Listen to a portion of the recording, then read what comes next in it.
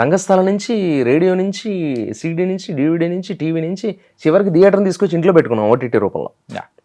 ఇంకా రెచ్చిపోయిన వాళ్ళు ఐబొమ్మల మూవీ రూల్స్లో అద్భుతాలు చేస్తున్నారు. అసలు థియేటర్ అనేది మనకు వద్దనుకుని డబ్బంతా తీసుకెళ్ళి టీవీకి పెడుతున్నారు అంతా కొంతమంది. అంటే మెంటల్గా వాళ్ళు ఎక్కడ చిరాకు పడ్డారంటేనండి, అది మనలో అంటే ఇండస్ట్రీ దాని కాదు, ఇది చాలా పెద్ద సబ్జెక్టు. బట్ కానీ ఏమంటున్నారంటే థియేటర్ని టికెట్ కంటే పాప్కార్న్ ఎక్కువ డామినేట్ చేస్తుంది, థమ్స్అప్ డామినేట్ చేస్తుంది. ఒక ఫ్యామిలీ ఒక నెలకి 10,000, 15,000 సంపాదించే ఒక సాదాసీదా కామన్ ఆడియనే కదా మనకి టికెట్స్ తగ్గొట్టేది ఎక్కువ. ఇప్పుడు చిరంజీవి గారు, రజనీకాంత్ గారు ఇవన్నీ మనం చూసిన రోజుల్లో అలాంటి వాళ్ళు ఎక్కువ రావడం వల్ల రిపీటెడ్గా మాస్ థియేటర్స్లో ముఖ్యంగా ఆ బీసీ కౌంటర్ ఆ ఫుట్ ఫాల్స్ అనేది ఎక్కువ ఉండేది రిపీటెడ్గా కూడా. ఎందుకు ఉండేది? టికెట్ వాళ్ళకి అందుబాటులో ఉండేది. రైట్.